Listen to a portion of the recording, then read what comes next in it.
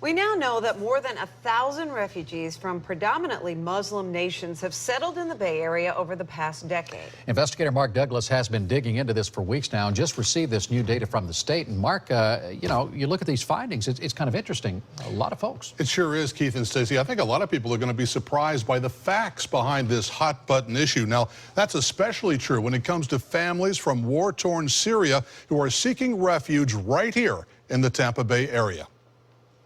For months now, we've watched images of Syrian refugees by the thousands seeking refuge in Europe and heard fear expressed by Governor Scott that hundreds are heading here.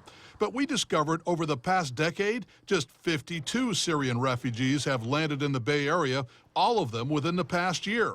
31 in Hillsborough, 17 in Pinellas, and 4 in Pasco. If you look over the data, you see that there aren't that many immigrants. Sociologist Roy Kaplan has written a book on cultural conflict. Up until recently, we were focusing on the Latinos.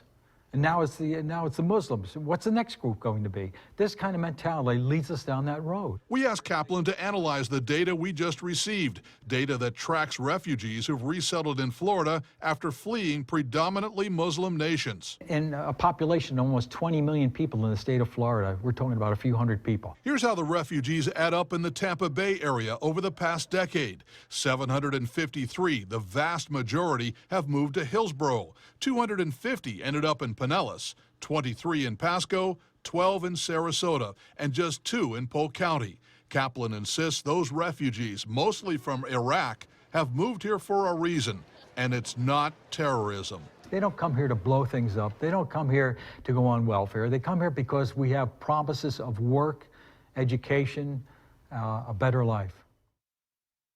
Dr. Kaplan tells me there's nothing new about the kind of cultural conflict we're now seeing inflamed by the rhetoric of Donald Trump, but he warns it leads to a very dangerous place, Keith. I guess it doesn't surprise me a whole lot to think that the bulk of those of which you requested the information on came from Iraq. So that's really the bulk. What about, how much, 60%? 670 something, so most of them. And you've got the situation where Governor Scott was asking Congress to kind of hold back on the, what was it, 425 possible Syrian refugees. Where does that stand at this point? Well, I asked the agency, DCF, that handles refugee resettlement today about that, and I got a very muted answer. She said that the office is continuing to operate under federal funding, and we cannot talk to the director. So it was a very muted endorsement. Yeah, we're doing it.